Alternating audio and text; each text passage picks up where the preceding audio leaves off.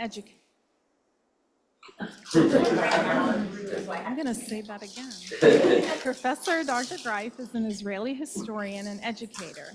He is chief historian and researcher at the Shem Olam Institute for Education, Documentation and Research on Faith and the Holocaust in Israel.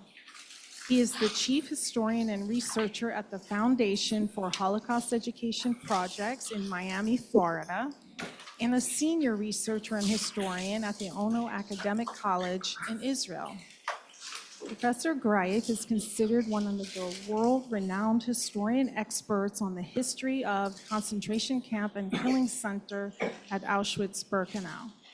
His most famous contribution to the history of Auschwitz is his pioneer groundbreaking research, We Wept Without Tears, which is on the history of the Sonderkommando, a special Jewish prisoner squad in Auschwitz-Birkenau, compelled to work at the mass killing installations.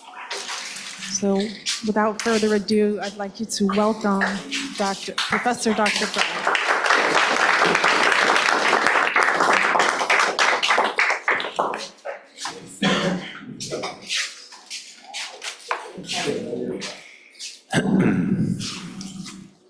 Thank you very much for this nice introduction.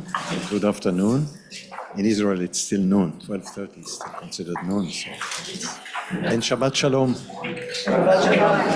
When I'm outside Israel, I hesitate. Which day is it? In Israel, you don't have to ask.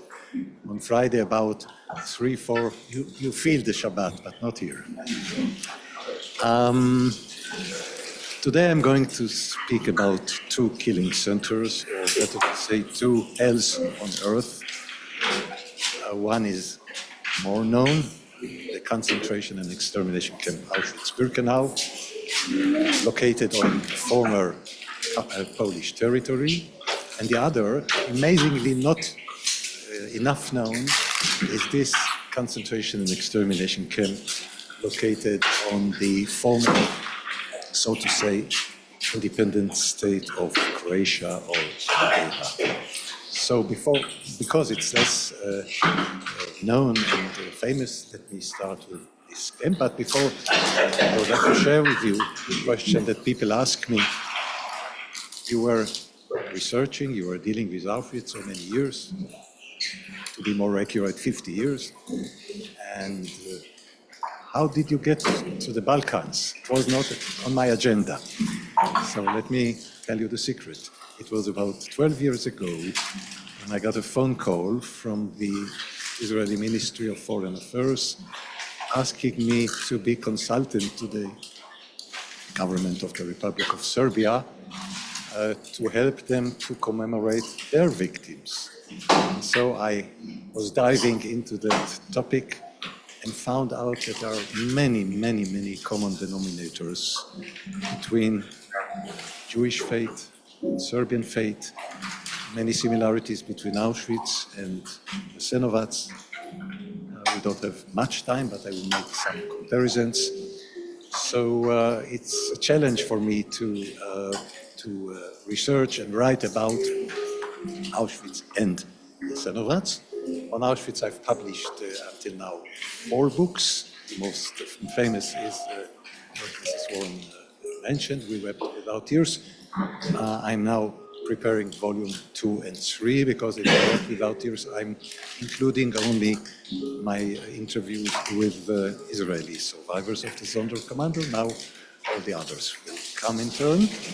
And about Jasenovac, I've written until now 3 books. Trilogy, 2 more are in preparation.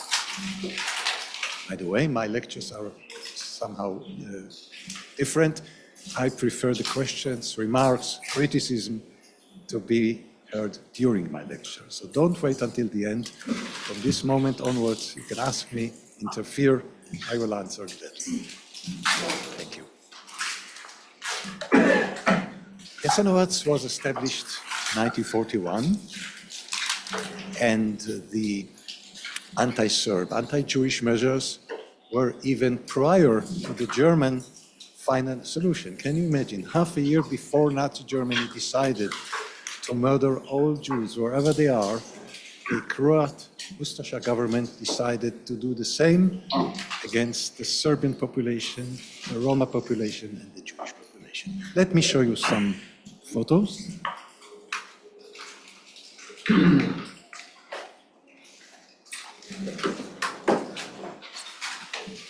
Does it work?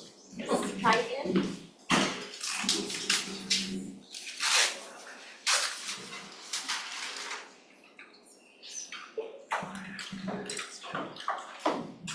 I forgot something important. Okay, let me add something.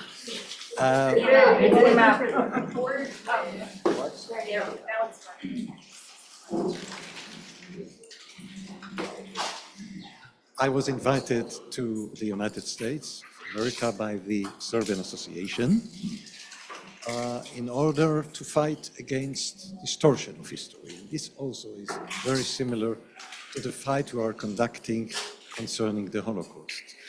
The attempts to deny the Holocaust, as well the attempts to deny what happened here, are 80 years old, and one of my main goals in my research, in my scientific work, is to fight for truth, for authentic facts, because I think, I'm certain, that you cannot hide facts, you cannot distort history, you cannot bury facts under the carpet. And for the last 50 years, I'm fighting for truth. And what I find in my research, I'm publishing in the books. So I'm very thankful to the Serb Association to give me this opportunity to continue my ongoing war for truth, which is not a simple fight. So here we see the entrance to one of the sub-camps of Jasenovac, which was a huge camp like Auschwitz. Auschwitz started in May 1940. It was one place in German Stammlager, the main camp, but it rapidly developed into 45 Auschwitz, the main camp, plus 44 branches of the German Nebenlager. The most important, the most historically important place is, of course, Birkenau, where the final solution was conducted from the end of 1941 to the end of 1944, in which about 1,300,000 Jews were brutally murdered in the gas chambers and crematoria, besides 200,000 Poles and other innocent victims. About the numbers of Jasenovac, I will talk later. I can immediately tell you that the number of victims, mostly Serbs, but also dozens of thousands of Jews and Roma, is 700,000, not less, and I'm standing behind those statistics very firmly. So you can immediately see that the Croatian slogan is engraved on the entrance. It's like Heil Hitler in German, and the Croats were permanently imitating the Germans. Or better to say, the pupil wanted to become more extreme than his teacher, and his teacher was Nazi Germany. The leader of NDH, of the so-called independent state of Croatia, Ante Pavelic, visited Berlin, met Hitler, met Himmler, met Kaltenbrunner. Representatives of that government came to Germany to see how concentration camps work, and they wanted to imitate it and did it, sometimes, or most frequently, with more barbaric, more cruel, and more sadistic manners. Here we see another entrance. This is Jasenovac, the main camp in winter 1941-42. This is the notorious commander, like Rudolf Hess he's the Rudolf Hess of Croatia, Dinko Sakic with his wife. And the same as in Nazi Germany, the church was collaborating with this cruel, barbaric regime. This is one of the most notorious persons who assisted morally the killing actions in Israel.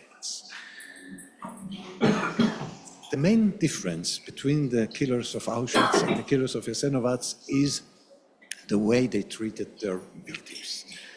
The Germans desired a more sterile manner. They wanted to be remote from their victims. Therefore, they initiated the gas chambers and the crematoria in a method which enables them to be a little remote from their victims. The Ustasha men were different.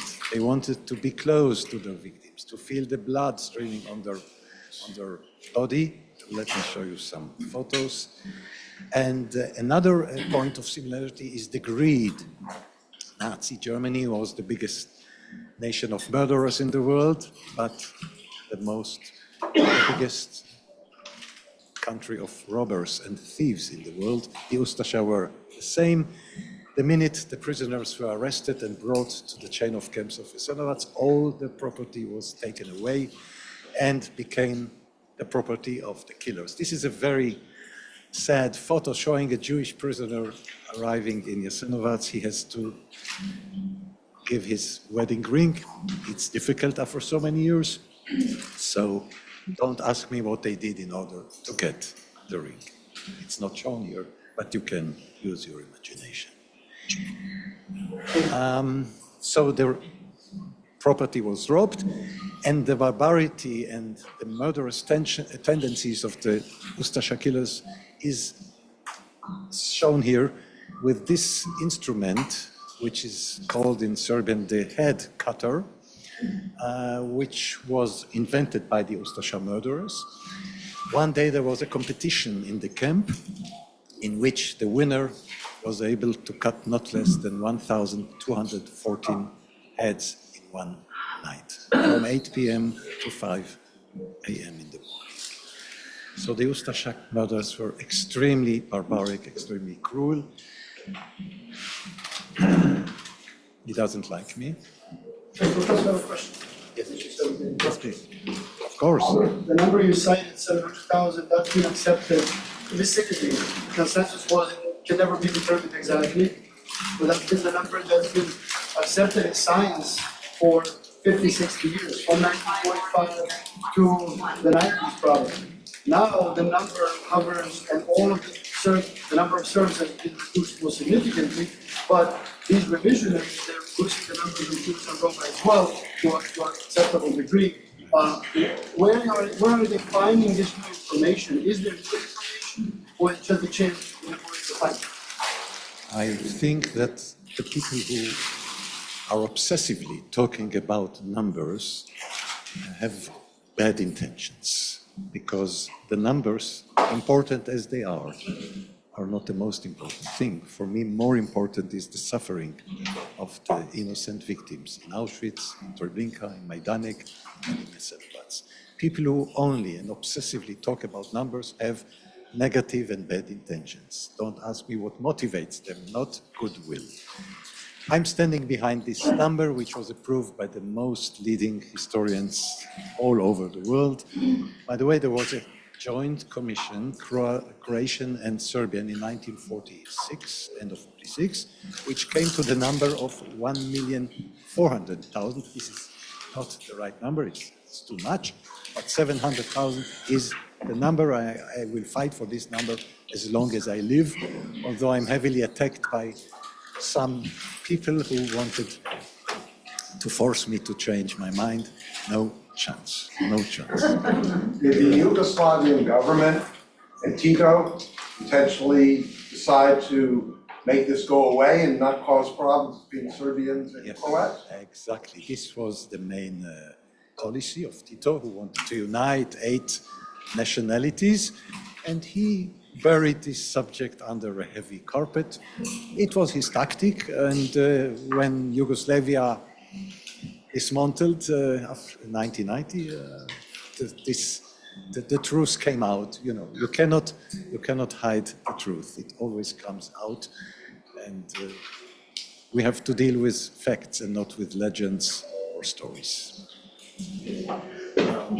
I just would like to ask a question. Don't be angry that we have some dialogue. I like it. Did you make any connection between the genocide and the World War I? Because that was the prelude to actually this would happen in World War II.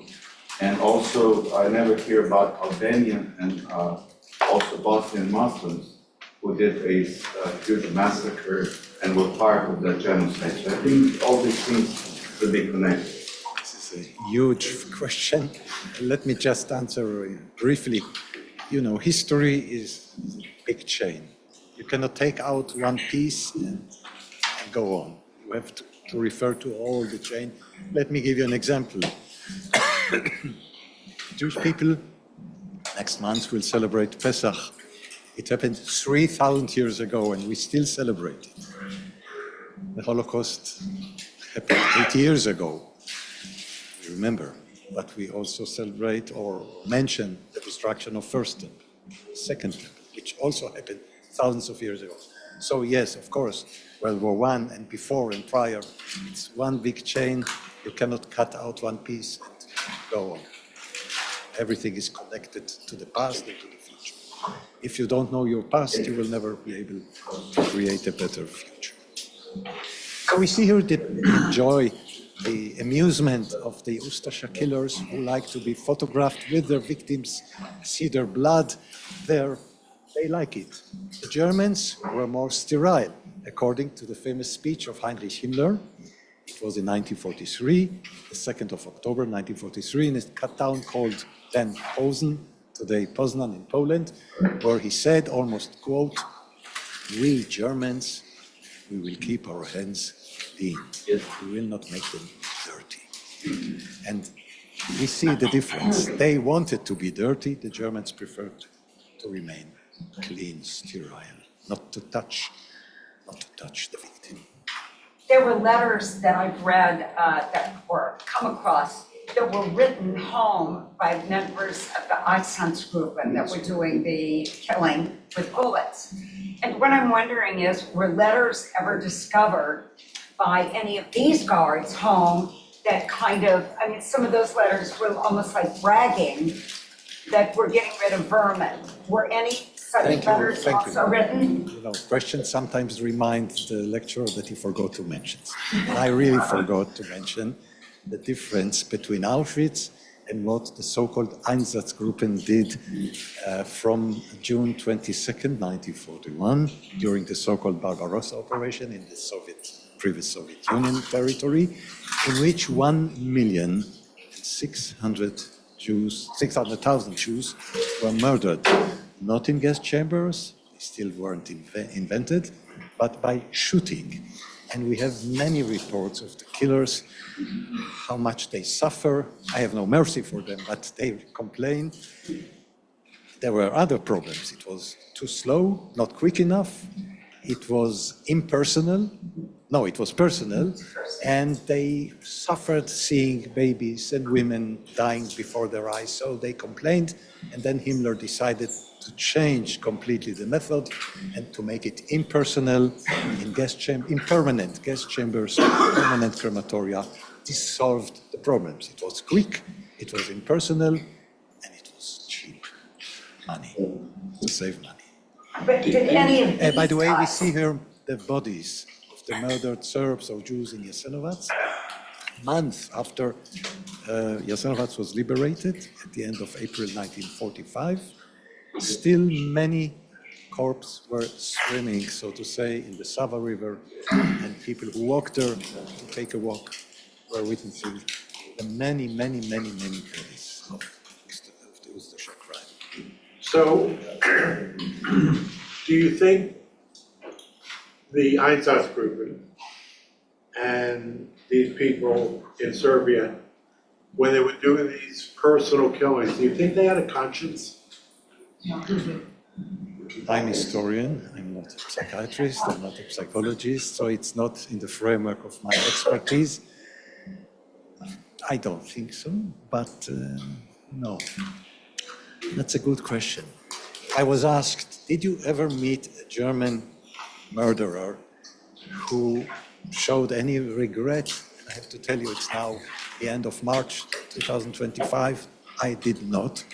And I recently was an expert witness in the last trials in Germany against the so-called Wachmänner, the guard personnel in Auschwitz, and they showed not the slightest sign of remorse. I think that most of them are very proud about this period and would like to open Auschwitz tomorrow morning. And what concerns me really is the fact that we have now a Nazi party in Germany, the AfD.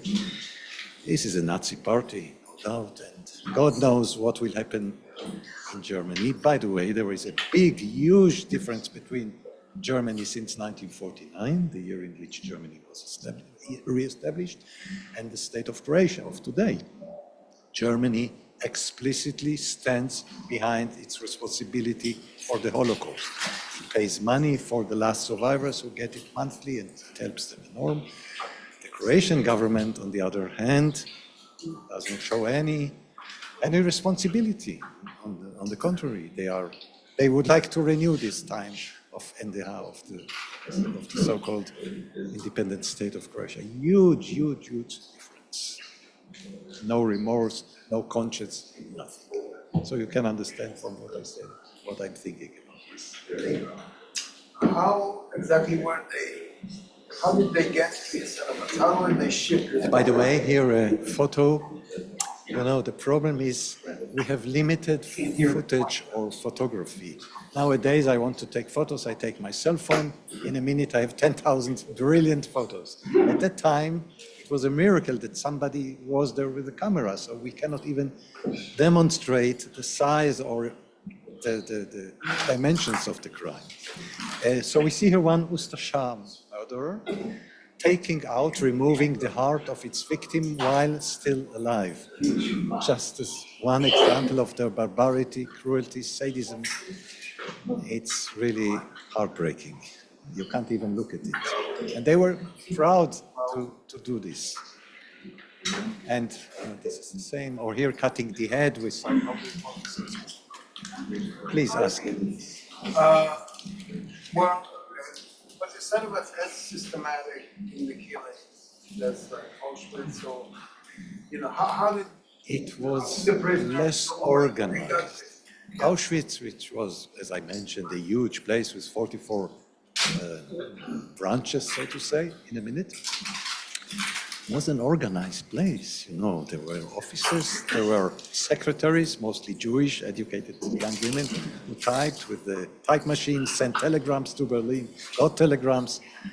Senovats and other Croat camps were so primitive, no offices, no correspondence, chaotic, extremely chaotic, not less murderous, but very primitive. You can say Auschwitz was very orderly in comparison. did they have Another world. did they have any barracks there, so to speak, or they just They had barracks, yes, they had barracks. killed them on the spot? But They didn't open for long. it was primitive, extremely primitive. Yes, please, at the end. Going forward, could you please repeat the questions? Oh, We can't hear the questions. questions, yes, I'm sorry. You're right. Sorry. From now on, I forgot the questions. So you see the horrible pictures. Later I will show you other pictures from Auschwitz, and we will be able, all of us, to compare. They liked this site, so the atrocities were immense, and they were really enjoying what they were doing, and there was no mercy in Sonderkommando and other camps. Sometimes we wonder how these photos survived at all. Professor, did you say something about children? Children? Yes, thank you for reminding me. Even Nazi Germany did not establish a camp which was dedicated solely for children, without parents. In Jasenovac, in the chain of camps, there was one camp in which only children from 1 day old to 12 years old were imprisoned, starved to death, beaten to death. So you can see that the cruelty of the Croat Ustasha was 100 times bigger than the German one. They were extremely, extremely, extremely cruel. Thank you. Here we see the children. starved to death, and none of them survived. Dozens of thousands of children, Serb, Jewish, and Roma, and all who were defined enemies of the state, inferior, undesirable, etc., etc. On that topic of children, I want to mention that I heard from some survivors, Serbian survivors of Holocaust, that many kids were adopted by Croatian families who didn't have children and who want to brainwash them. If you remember from history, during the Turkish occupation, 500 years, every first male child in Serbia was taken to Turkey, brainwashed, and then returned back as a soldier to kill their own people. And they were the most severe kind of killers we have ever seen, because they had such hatred in them. And I think all this mentality through the centuries actually has been happening and passed on from generation to generation. Unfortunately, same like we have school shootings today, in the sense, some people copy that, unfortunately. Instead of learning the lesson, saying that's horrible, they unfortunately are mentally ill and they copy those things. So I think all of this is on the what's your name? When he asked about why would all of this be happening? Because if you look at Croatia and Serbia, if you go back in history, we come from the same people, and so the only difference was that Rome, with the Pope, occupied spiritually the western part of Serbia and pushed those people to become Roman Catholics. And it's political, like in any time, are you for the West, are you for the East? And so we have one lecturer here today. Thank you very much. Let's Thank you. Can we move to the other? So, another point of similarity is the long time of existence. Auschwitz was liberated on January 27th, 1945, so it lasted 5 full years of suffering, horrible suffering. Jasenovac was liberated at the end of 44, beginning of 45, also almost 5 years of long suffering, so they were the longest existing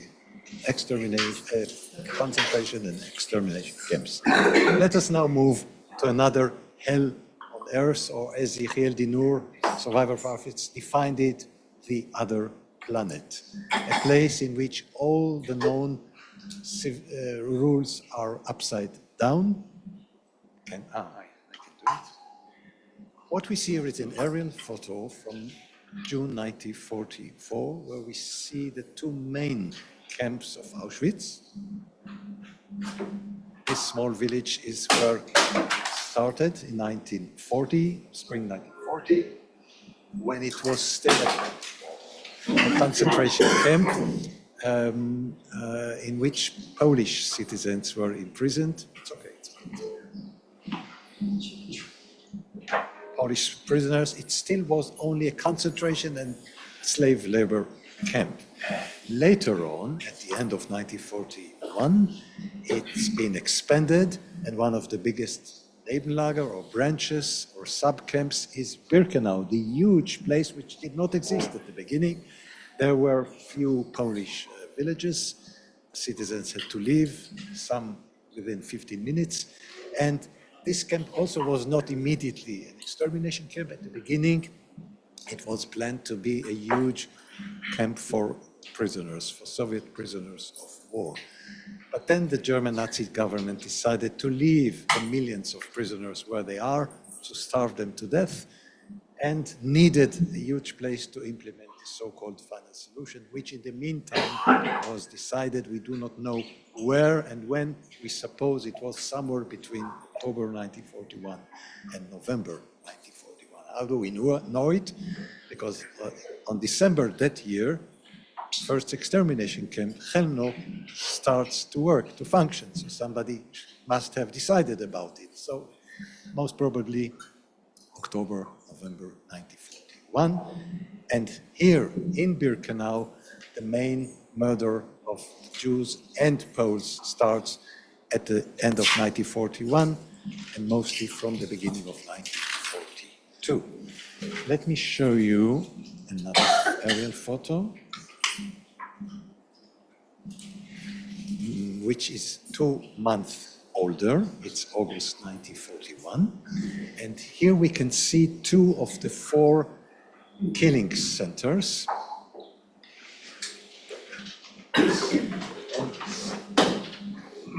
What we see there is Extermination Center number 2 and its twin number 3. Why do I start from 2? Because number 1 is in the main camp, that small village which I pointed to you before. But from 42, only these 4, we see 2. The other 2 are a little out the framework of the photo. What do we see here? We see the roof. We see the roof of the underground undressing hall. We see the roof of the gas chamber, underground gas chamber, and we see the big building in which the victims were poisoned to gas by Cyclone B. Besides, we see the barracks, which were to accommodate those, the minority, which was not sent immediately to their death, 5 to 15%.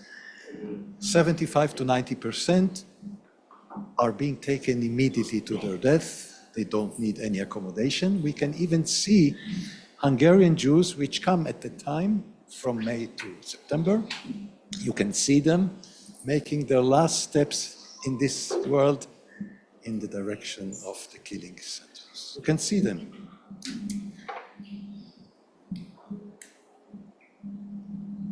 And what we see here is one of the 2 big buildings. There were 2 big buildings, 2 smaller buildings.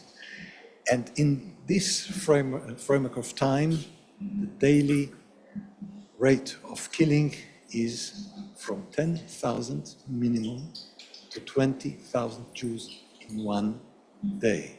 I'm not wrong. From 10,000 to 20,000 every day, 7 days a week.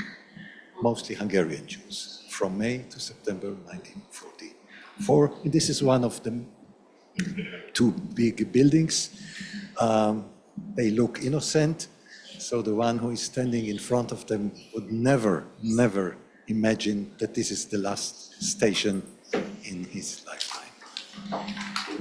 This is one of the smaller buildings. The photo shows us the time of building in 1941, 42. And in order to understand the process of killing, I will use a model. In Jasenovac, it was totally different. You've seen the primitive ways. Here it's more organized. We see the victims which were, so to say, selected on the ramp by a real medical doctor without telling them that have been chosen to die. They are now asked to get downstairs and they find themselves in an underground hall, which is, so to say, the undressing hall, where they are told to completely undress in preparation of a bath or shower. This is, of course, not the real goal, but they have no choice but to believe. Please imagine, even nowadays, in our modern times, men and women would not undress publicly, and for the victims here, which are mostly religious, ultra-religious, this is worse than anything, but they have no choice. And in this place, we meet for the first time the Jewish squad, which is compelled to be assisting the Germans in conducting their crime, the so-called special squad, or in German, the Sonderkommando. Mostly Jewish prisoners who themselves will be murdered at the end of their work in order not to leave any trace, evidence of the crime. Altogether, from 1940 to 1945, there were about 3,140 members of the so-called Sonderkommando. The intention was not to leave even one alive, but a miracle happened, a real miracle, and at the end, when the death marches started, about 80 to 100 survived. And when I started my research about this topic in 1986, there still were 31 all over the world. And I went from country to country to interview them. Greece, France, Poland, United States of America, Australia, Netherlands, I forgot 1 or 2 countries, and I was able to document all the still 31 living ex-Sonderkommando prisoners who told me in detail what they had to do. Here in this case, in the undressing hall, they just were walking, rejecting questions that they were asked because they didn't want to lie. But the truth was too tragic, so they ignored the questions. After 15 minutes, this hall has to be empty, and all the victims have to move short way and then move to the right. We are still in the underground, and then they reach the gas chamber, which is in 2 buildings underground. What was the criteria for being a Sonderkommando? How were they selected? Was there any commonality amongst these? There was a special roll call in German Appell, in which one of the SS commanders chose, it was the psychological test. You come with me. Mostly young, strong men, but not always. When I analyzed the physical condition of the interviewees, they were not the strongest men on earth, but young people mostly. So this is the first station out of 6 of this killing production. Let me show you the next step. So here they are, the victims moving to the gas chamber. In Jasenovac, it was totally different. It was totally different. It was in the field, outside, day, night, no plan, no itinerary. So they are here inside the gas chamber, and 2 SS men will arrive and throw through the openings cans of the contents of aluminum cans with Cyclone B. This is the commercial title of the poisonous gas. And within 6 to 10 minutes, all those who are inside the gas chamber, they will suffocate to death.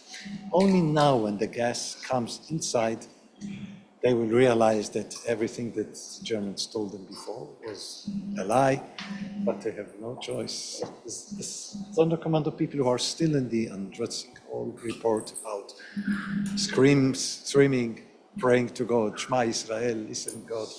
But after 10 minutes, all of this vanished. And now a third group of Jewish slaves take the bodies from the gas chamber 1 level up to this part, in which we see 5 huge crematoria ovens, in which the bodies will be cremated. But before this, another group, cynically called the dentists, will remove the gold teeth, cut the women's hair, which later will be used for textile industry, and then the bodies will be cremated in the 5 ovens. The problem of cremating the bodies was extremely an obstacle in the production line. So the commander of the crematoria, SS Otto Moll, gave an instruction, and behind crematoria number 5, big pits were prepared to burn the bodies parallel to the 46 crematoria oven. So we have 46 crematoria oven plus 3 big pits, not to have any obstacle in the production line. Questions? Please, one more, please. Were members of the Sonderkommando giving testimony in the Nuremberg trials or any other trials? No. Amazingly, the crime which the Germans perpetrated in the extermination camps were not the main part in the Nuremberg trials. It was a series of trials, not one. There were many, starting in 1946 onwards. And so none of the Sonderkommando persons testified. The first time there was such a testimony was in Frankfurt am Main in Germany, in the so-called Auschwitz trials, which started 1963 and lasted for 3 years until 1966. Was no one in Eichmann trial that talked about that? No, not even one. Not even. Don't even. What was this? I prefer not to answer. Sorry. Was it in Auschwitz, or where was some of the crematorium destroyed by the inmates? In both places. The criminal, this is the natural tendency of every criminal to erase all the. No, but I mean the In prison. Auschwitz, it was perpetrated at the end of 1944, starting from December. In Jasenovac, at the same time, the Ustasha took prisoners to destroy all the evidences of the crime. The prisoners actually committed an attack to destroy one of them. Wasn't it in one of the camps? Oh, you mean the lady who killed Joseph Schillinger in the dressing room? Is this the case you mentioned? No, I just remember the story of them getting enough ammunition No, from this a is the factory. uprising in Auschwitz. I will talk. Okay. I thought you mentioned something else. There was, in brackets, there was a very brave attempt of a brave Jewish young woman, a dancer, an artist, a theater player.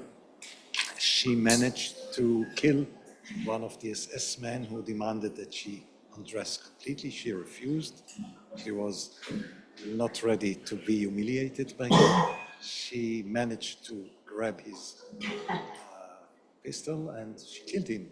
It's a real story. It sounds like a legend. His name was Joseph Schillinger, and recently there is a new Israeli documentary about this episode. Her name was Francesca Mann, very brave woman, and she can be proud of what she did. I just want to say, if you want to read this testimonies, this is the book. This is the man who interviewed them all. So it's all in here, including that story.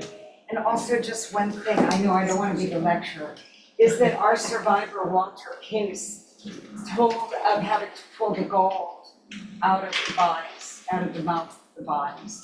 So we have that testimony here. We do not have many photos from Auschwitz, the same from Jasenovac, but we still have some. Here is self-documentation of the so-called Bauleitung, the office which was responsible for building buildings in Auschwitz. We see the 5 crematoria ovens.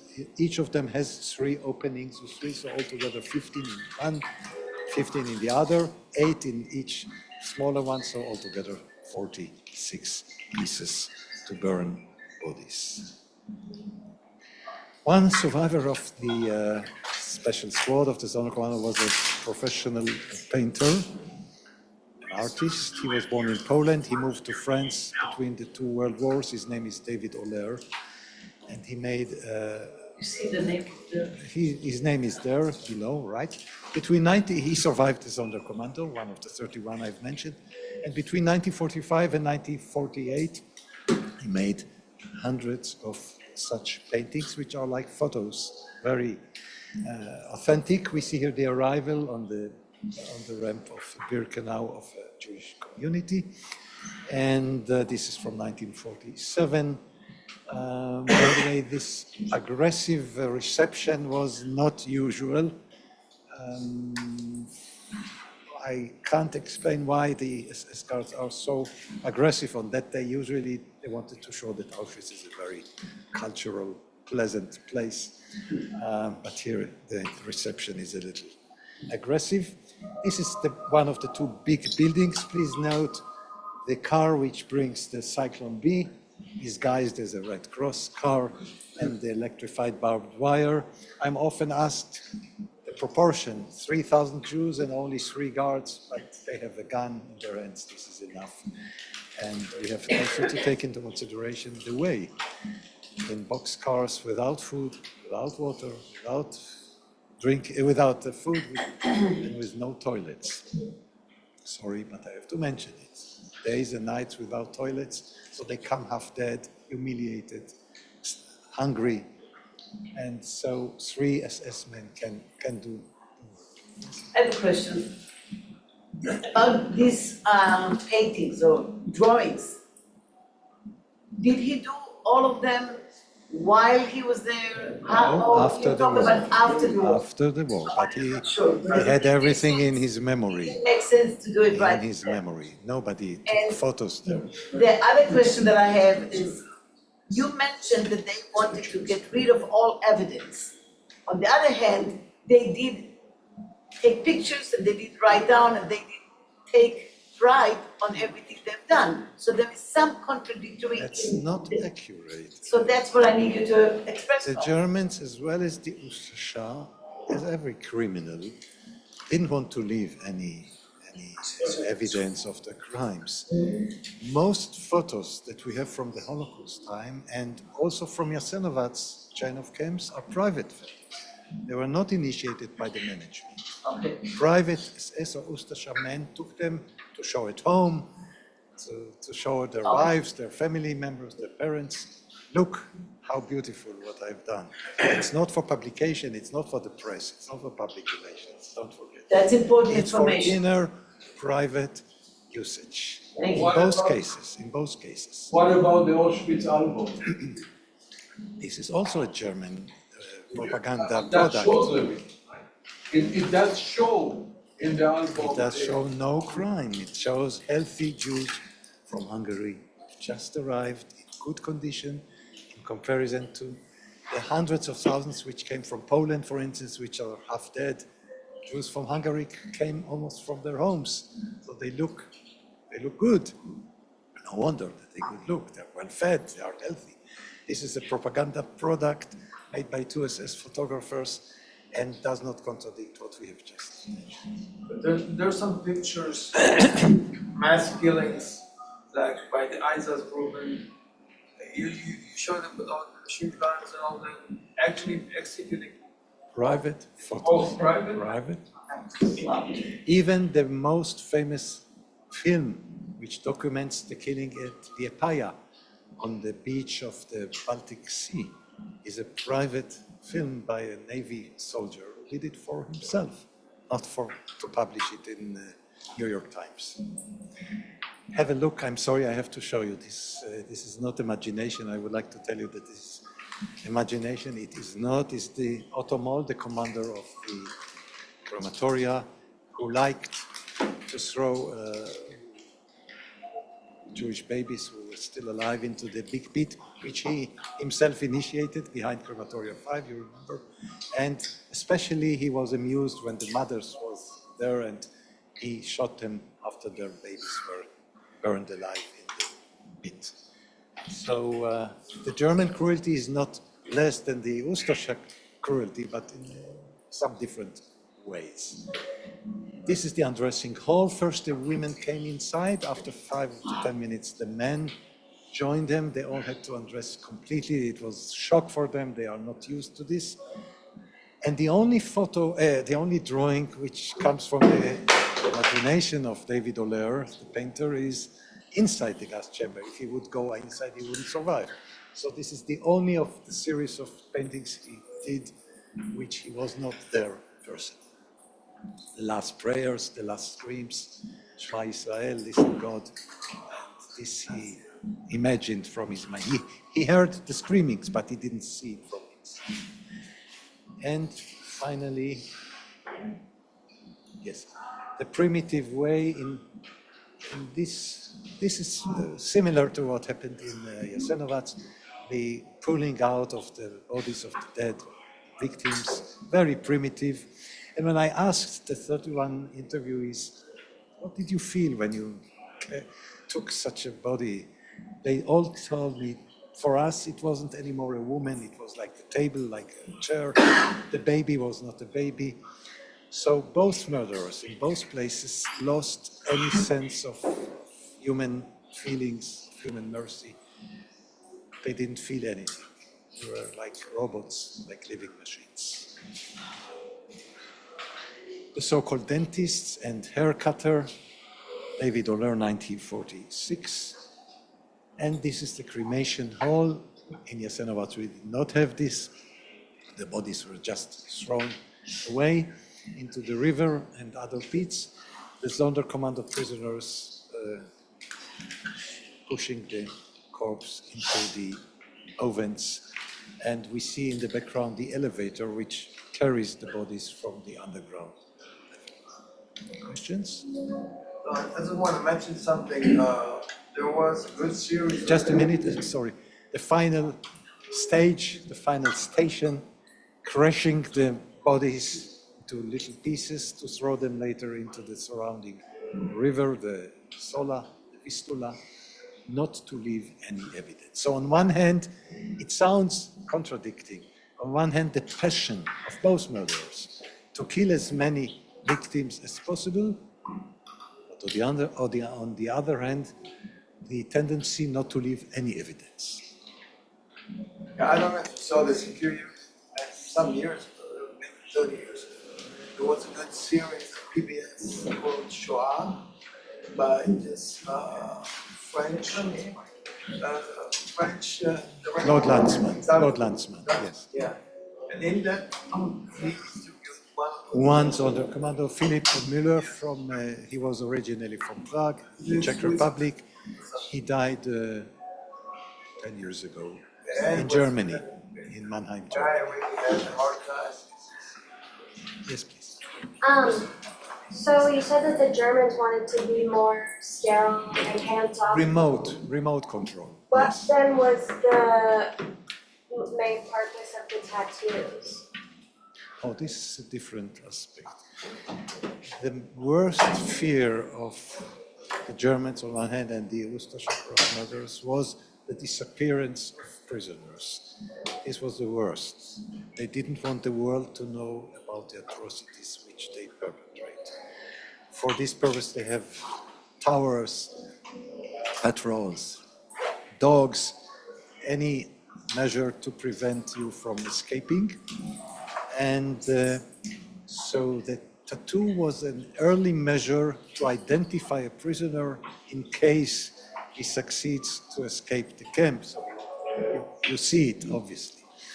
At first, only Russian prisoners of war were tattooed, but not on the hand, but on the chest.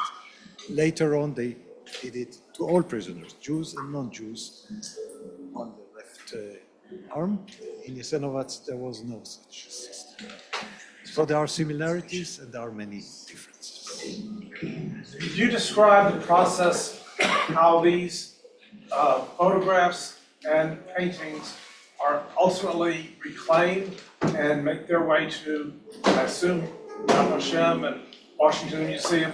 Where do they, how do they receive them, and how are they originated? The drawings of Euler? The paintings that are in your presentation are... You can find them online. Okay, but how did they There are get to a books central source? by David Euler. You can find everything published. It's not a secret. How did they get? How did they get to these sources? No, he did How them did they get to after. God Shem? He did them after the war. So But any photos, like how did they become a source? Who found them? Where they?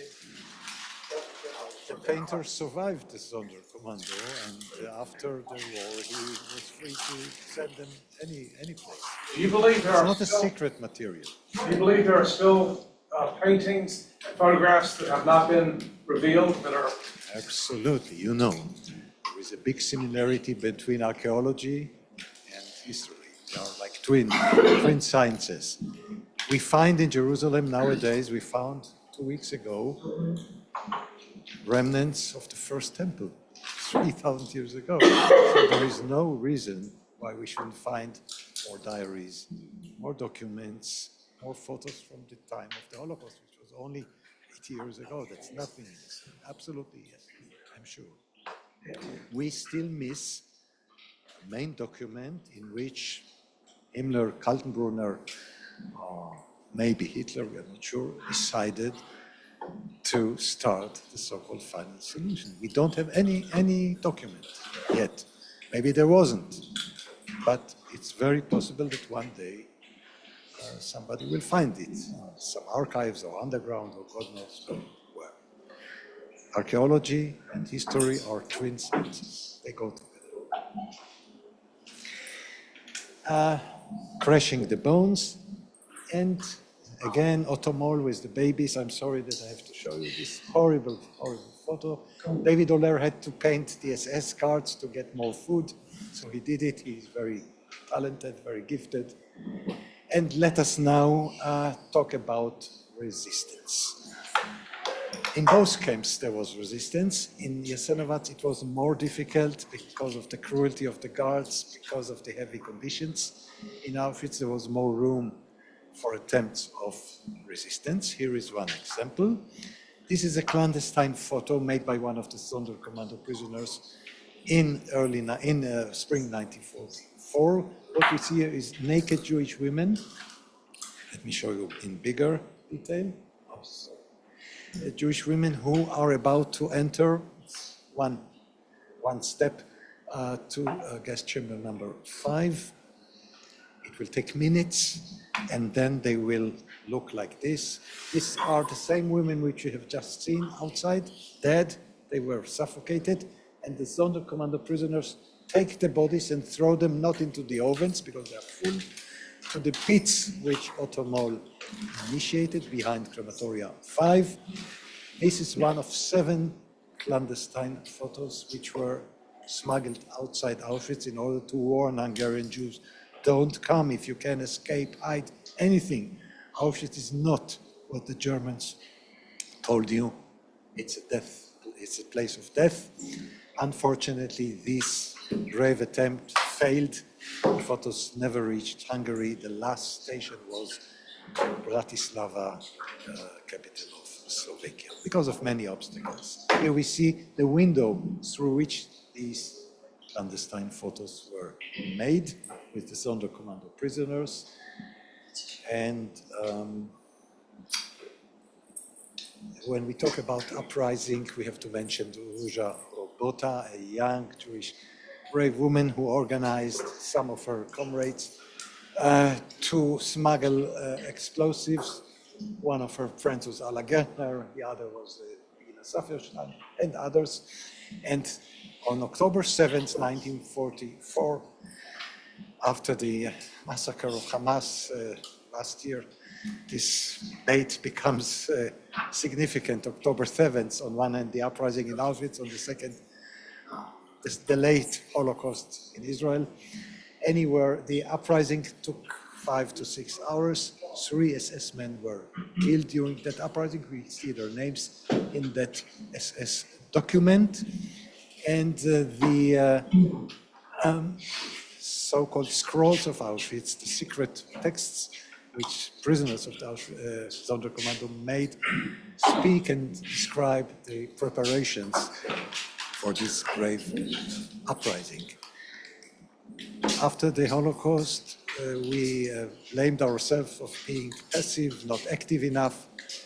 Please take into consideration that in 3 of 6 extermination camps, there was an armed Jewish resistance, 50%. It's not a bad statistic.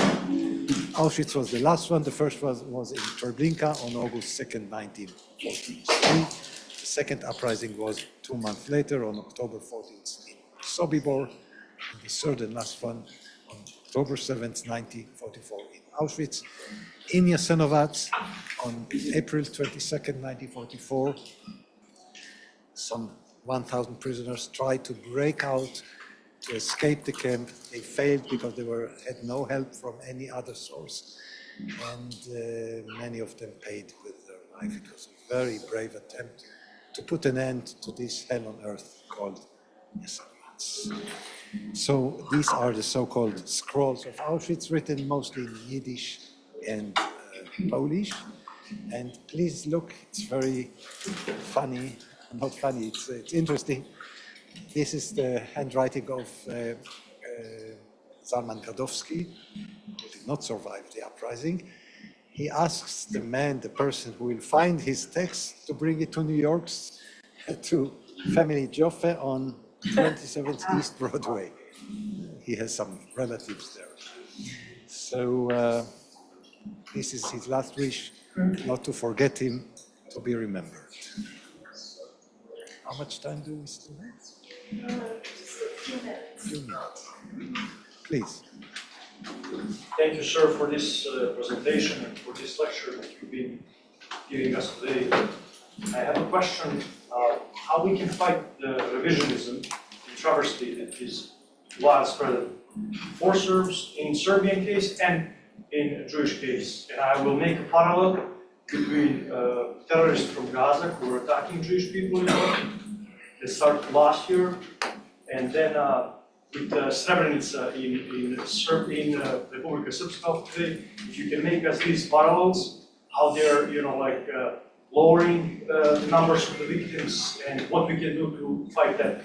And also, I want to mention one of the reasons why we invited you here in Houston is actually the monument of Jasenovac in Kingwood, that is a suburb over here in Houston. And over there, I don't know who is the organization, I don't know the name exactly, who built that monument, but they actually lowered the number of Serbian people killed in Jasenovac and Jewish and Roma as well. So how we can fight that? Thank you one more time. Thank you. This is, I think, the most important and urgent challenge, to show the truth and not fake truth. This garden, it's really shameful that somebody wants to diminish the number of victims, of Serbs, of Jews, of Roma and other innocent victims. I think this should be changed today, not tomorrow. How to do it, it's a big question, but it should be changed. The number which is shown there is 1/4 or no, even less, 1/10 of the real number, which I mentioned, which is 700,000 minimum, maybe 800,000. And how to commemorate or to safeguard truth by collecting evidence, by publishing books, by producing films, by shouting the truth, because the dead cannot speak anymore. We can be their echo. We can be their representatives. We have to fight for the truth. We, the children, second generation, third generation, fourth generation. This is the only way. But who is in charge to make the changes? I mean, I understand that people send letters, people show books. In the case of the garden, there is the management of this memorial. As long as the people are not ready to accept truth, this is very bad. We have to fight. And I think the fight will go on. So by collecting evidence, by not pausing for 1 second to shout for the dead, because they cannot do it, we have to do it for them. And I'm always sure, the Holocaust is the murder of 6 million Jews is also denied from the end of the war it started. And I always imagine talking to the buried victims, asking, what would you like us to do? And I think the answer would be, don't stop remembering us, don't stop talking to us day and night. I'm personally against the fact that only 2 days in every year we remember our dead. It's not enough, 27th of January and 27th of April next month. It's not enough. I feel that we have to talk about the victims in both cases, every day, every minute. I just want to mention that one year my wife took kids here to the museum, and they were surprised that there is no mention of Serbian victims in this museum. And there was mention of Jews certainly, and Roma and other people. But so I really see that there is some disconnect, because the Serbs were very close to Jewish people in Serbia. They protected them and took them, under their wings to be protected from the German Nazis. And so that's why this is puzzling to us as Serbian community. Why are we not really included in all these statistics and big things that are happening? Thank you. Excuse me, Dr. Greif, did you say there were 4 uprisings? Three out of 6. Out of 6. Treblinka, Sobibor, Auschwitz, not to mention hundreds, I give you hundreds of uprisings in the ghettos. This is a different thing. Right, of course. We speak mainly about Warsaw, but we have to take into consideration hundreds of small places Yes. in which there were no survivors. We know that an uprising took place, Of course. but we don't know the details. Hundreds of armed, so the Jews were not passive, they were not coward, they were brave in the place where it was possible, and it was unfortunately not always possible. And I want to say to this man, as someone who gets tours every week for 29 years, we talk about rescuers, we do not mention every single country where there were rescuers. We have specific exhibits sometimes about that, temporary exhibits, but we do talk about rescuers. We may not specifically mention Serbia, but we It's so huge that it should not be omitted, I'm sorry. Okay. There is no justification. Please. I believe, based on all these points, that the worst issue with revisionism is where it's going, because it's dangerous. Everybody who revises is trying maybe to repeat, and I believe Jewish people understand this well. And we could increase cooperation for this understanding to kind of spread onto. Not only this, I think, and I'm certain that the attempt to reduce the number of victims is like murdering them for a second time. It's a second murder. And we cannot allow this to happen. Last question for today. I would like to say thank you so much, first of all, to Professor Dr. Greif that is here today to talk to us about this. I want to say another thing to Ms. Ward. I want to say thank you to you because Mr. Vlad and Ms. Hannah have worked so hard to make it happen. And I want to say toda rabba to all of you that came today. Let's work together. Thank you so much for listening. Shabbat Shalom. All the best to you. Be blessed. And hope to see you again one day. Thank you.